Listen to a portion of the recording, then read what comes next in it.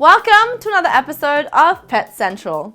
My name's Cece, and this week we have a very Christmassy episode with a dog who finds his forever home and a very special session of Ask the Vet.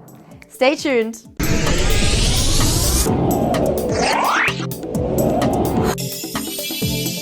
Christmas can be a time filled with heartwarming stories, and this next one may be here just in time because it really does hit all the right notes. Meet Boss, a pooch who found himself homeless after his family could no longer take care of him, resulting in the poor dog spending more than 280 days in the Atlanta Humane Society.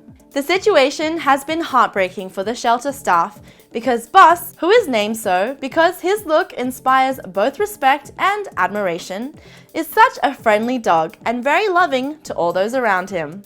However, his wait for a new home may finally be over. Yes, after the staff decided to spread the story of the lonely dog, a family has come forth and decided to adopt him. The AHS writes, "He met with a potential new family today and is going to meet two potential dog siblings tomorrow to see how they get along. None of this would have been possible without you all sharing him, and we can't thank you enough." It does indeed look like Boss is finally getting his forever home, and just in time for the festive season. Anyhow, if you want to know more about Boss's story, check out the Facebook link below.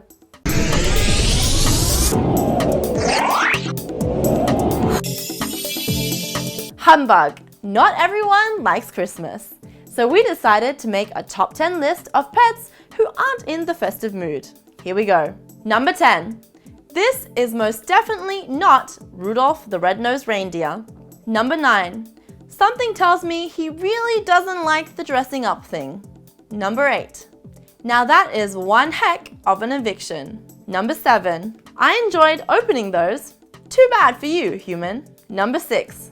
I assure you this tree reflects my outlook on the holiday. Number 5. Which one of these does not belong? Number 4. This is probably not how they thought this picture was going to go. Number 3. She is a cheerful one. Number 2. Someone is happier in this pic than the other. And number 1. Nothing like an ugly Christmas sweater to really get into the spirit. That's it for our list of grumpy pets for Christmas. However, we do wish both you and your pets a very Merry Christmas. And if you do feel like the Grinch, remember to cheer up and smile.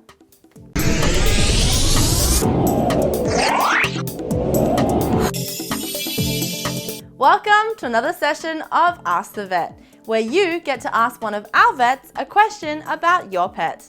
This week's question comes from Boris Wang, who asks, "Why are cats scared of cucumbers?" It's all over social media. Ho, ho, ho!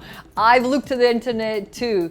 I don't believe everything I'm seeing on the internet because I just don't think cats can leap backwards and do double twists like I've seen on the internet. So what did I do? I went and got a cucumber and I tried it on my two cats at home, totally non-committed to the cucumber. Had a sniff at it, walked right over it. My cats do go indoors and outdoors, so maybe they're used to some of these smells around cucumbers. But I've got a cat here in our North Point Hospital who never goes outdoors. We're going to go and test that cucumber trick on him right now.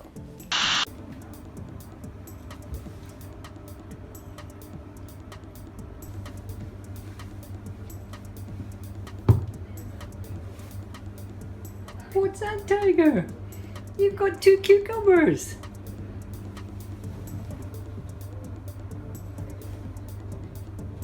So, in conclusion, you can make up your own mind about if your cat is scared of a cucumber or not. I've got my opinion. Over to you to make your own mind up. And that's it for another very Christmassy session of Ask the Vet.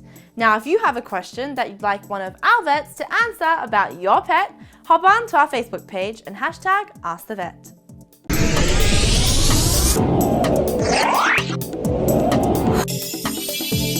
In the 80s, famed band Huey Lewis and the News declared that it was hip to be square. Of course, they also claimed that the heart of rock and roll was in Cleveland. But we'll focus on the first of these two statements for this next story. Cut to Japan, where a cat owner claims that the country which brought us square watermelons has now also brought us the world's first square cats. How is this possible, you ask?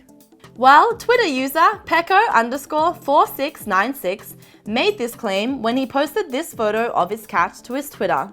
And yes, the kitty in question does indeed look, well, square, which was followed by a tsunami of comments and retweets. However, many suspected that something was afoot.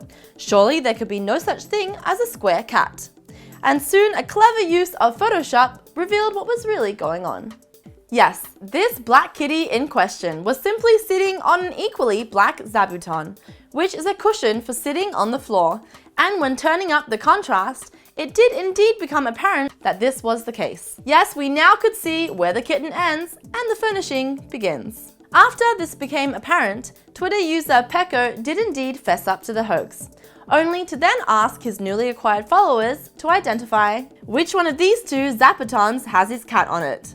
And while it's not immediately apparent, we're gonna go with the top one in question. Anyhow, what do you think of the square cat? Oh, and are you a fan of Huey Lewis and the news? Let us know in the comments below.